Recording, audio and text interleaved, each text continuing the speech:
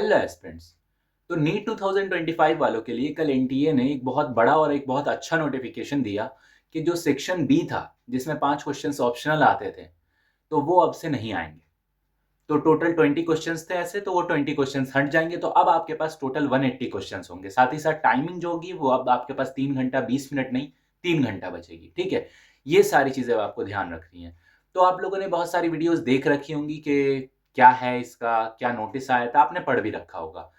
इस वीडियो में हम लोग ये डिस्कस नहीं करने वाले, हम डिस्कस करने वाले हैं कि इसका एग्जाम पर क्या इफेक्ट पड़ेगा। आपको कैसे प्रॉपर सोचना है इसके बारे में कि कैसे अपनी तैयारी, कैसे अपनी स्ट्रेटजीज को बदलना है। ठीक है, कैसे टेस्ट देना है, उन सारी चीजों के बारे में डिस्कशन करूंगा। वीडियो बनाने का मेन पर्पज मेरा ये है कि जो तुम लोग इस बात के प्रेशर में हो कि न्यू पेपर का पैटर्न आ गया है, न्यू पेपर होगा, पेपर डिफिकल्ट आ जाएगा, ऐसा कुछ नहीं होगा। ठीक है, ऐसा कुछ नहीं कि हाई कट ऑफ जाएगी, वैसा कुछ नहीं। तुम लोगों को मैं 2024 का बताता हूँ। पिछले साल मेरा फर्स्ट अटेम्प्ट था। ठीक है, तो न्यू सिलेबस था। न्यू सिलेबस मतलब फैमिलीज इंट्रोड्यूस कर दी थी। एनसीईआरटी चेंज हो गया था, पता ही नहीं था क्या पढ़ना है। इनऑर्गेनिक में एनसीईआरटी काम की ही नहीं थी। इनऑर्गेनिक में एनसीईआरटी काम की नहीं थी, पढ़ोगे तो बकवास जाएगी, तो तुम्हें कुछ और ढूंढना पड़ेगा। इनऑर्गेनिक का सिलेबस ही पता नहीं था।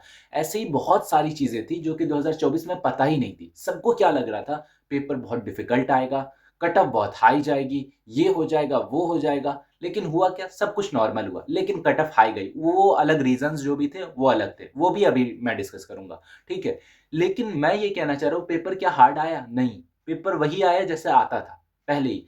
पहले एक पोर्शन हमेशा कोई ना कोई हार्ड आता था, इस बार भी आया था। फिजिकल केमिस्ट्री उठा लो, फिजिक्स उठा लो, हार्ड आई थी। ठीक है, पिछले साल के मुकाबले।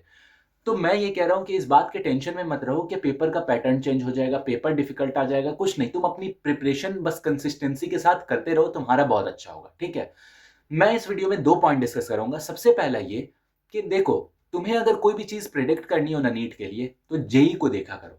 जेई 25 अभी चल रहा है, उसके लिए पहले ही नोटिफिकेशन आ गया था कि ऑप्शनल क्वेश्चंस हट रहे हैं, पेपर का पैटर्न ये आ रहा है, सब कुछ।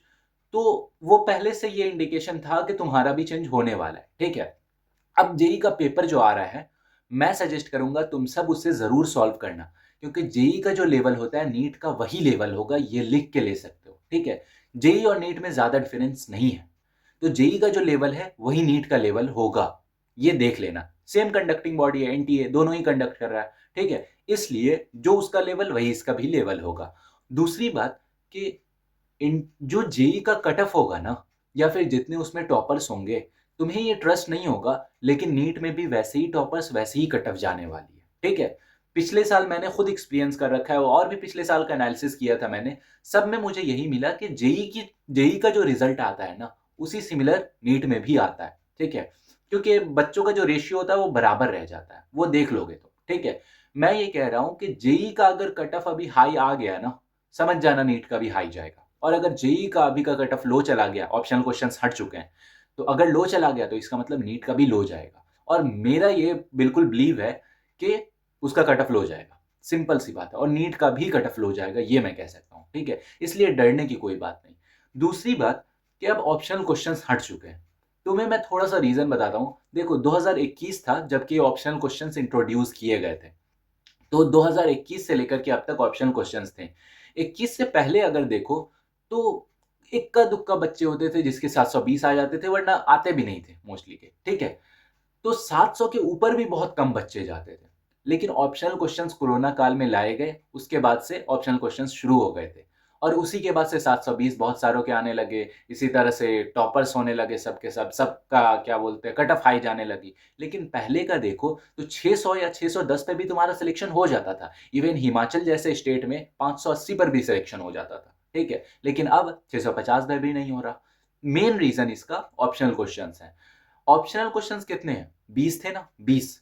एक क्वेश्चन कितने मार्क्स का? 4। तो 4 दूना 8, 80 मार्क्स के क्वेश्चंस तुम्हारे ऑप्शनल थे।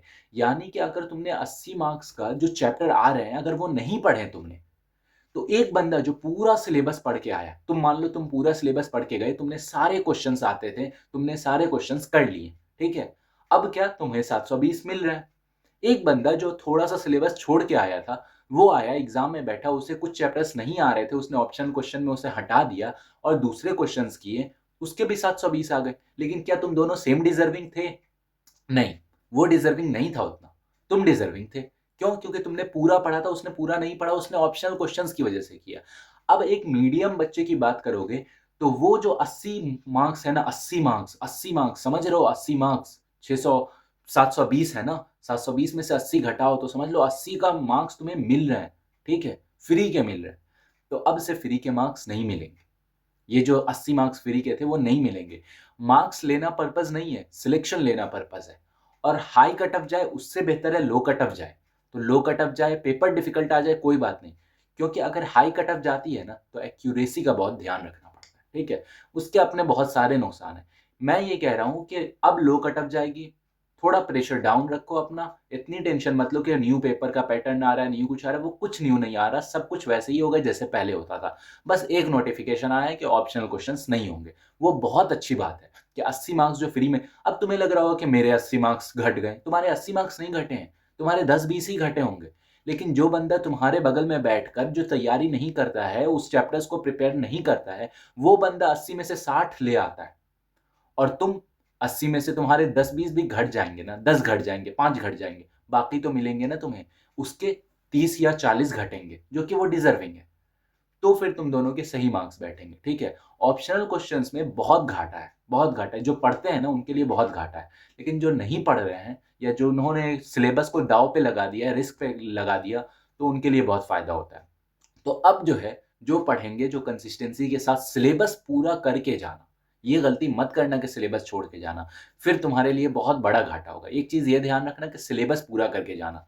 दूसरी स्ट्रेटजी में ये चेंजेस लाना कि अब जो भी क्वेश्चन करो तो वो सही करो, नेगेटिव मार्किंग मत करो। मैंने देखा 20, 25, 30 ऐसे तो क्वेश्चंस गलत जाते हैं लोगों के। तो मान लो कि अगर तुमने 40 क्वेश्चन अटेम्प्ट किए हैं, मिलने कितने चाहिए? 160, तुम्हारे 20 गलत चले गए, मिलेंगे कितने? 4 दूना 8, 80 मार्क्स, लेकिन 20 और घट जाएंगे तो 60। कितने आए तुम्हारे? 60 मार्क्स। तुम लोग क्या देखते हो कि मेरे तो 20 सही चले गए थे, 80 उसमें से 60 ही तो घटे, मतलब 20 ही घटा तो 60 तो आ गए। लेकिन तुम लोग ये भूल जाते हो कि तुमने अटेम्प्ट कितने का किया था? 40, यानी 160 का अटेम्प्ट किया था और 60 आ रहे हैं। डायरेक्ट 100 मार्क्स का difference. Why? Due to negative marking. तुम्हारे नेगेटिव मार्किंग की वजह से ये इतने मार्क्स कम हो जाते हैं, ठीक है। एक मार्क्स भी कम होता है ना, तुम्हारी रैंक बहुत पीछे जाती है। नेगेटिव मार्किंग मत करना, एक्यूरेसी पे ध्यान दो, नेगेटिव मार्किंग मत करना। सोच समझ के मार्क किया करो, ठीक है। अपनी स्पीड मेंटेन रखना। और साथ ही साथ अब जो मॉक टेस्ट दे रहे हो उसमें ये ध्यान रखना कि ऑप्शनल क्वेश्चंस ना हो उसमें, ठीक है। वैसे भी अब नहीं होंगे, लेकिन अपनी स्ट्रैटेजी को, अपनी एक्यूरेसी को वैसे ही बनाना, ठीक है। क्योंकि अब नीट का पैटर्न अगर थोड़ा सा भी चेंज हुआ है, तुम्हें अपने में अच्छा चेंजेस लाना है, ठीक है। क्योंकि तुम अपने सिलेक्शन को रिस्क पे नहीं दे सकते हो। और ये मत सोचना कि ज़्यादा चेंज आ रहा है, कुछ नहीं चेंज आ रहा। पिछले साल से कम चेंज आ रहा है, ठीक है। सिर्फ एक चेंज आया है तुम लोगों में, बाकी सब कुछ सेम ही है। इसलिए उसकी टेंशन मत लेना, सब कुछ तुम्हारा अच्छे से जाएगा। बस कंसिस्टेंटली के साथ तैयारी करते रहो। लास्ट के 3 महीने चल रहे हैं, एक भी गलती करोगे पीछे हो जाओगे। रिवीजन अच्छे से करो, मॉक टेस्ट अच्छे से दो, रिवीजन अच्छे से करो, मॉक टेस्ट अच्छे से दो, और टेस्ट एनालिसिस तो करते रहना है, ठीक है। बस 2 काम अच्छे से कर लो, क्योंकि अब सिलेबस तुम लोगों का एंड पे ही होगा, ऑलमोस्ट खत्म, या किसी किसी का खत्म भी हो गया होगा, ठीक है। सिंपल सा है, टेस्ट दो, रिवीजन करो, टेस्ट एनालिसिस करो, टेस्ट एनालिसिस टेस्ट, यही लूप बना दो जाओ, ठीक है। हो जाएगा आराम से, टेंशन मत लो। शॉर्ट नोट्स का ध्यान रखो, ठीक है। बाकी कोई भी दिक्कत हो, कोई भी बात हो, तो टेलीग्राम चैनल है मेरा, उसे ज्वाइन कर लेना।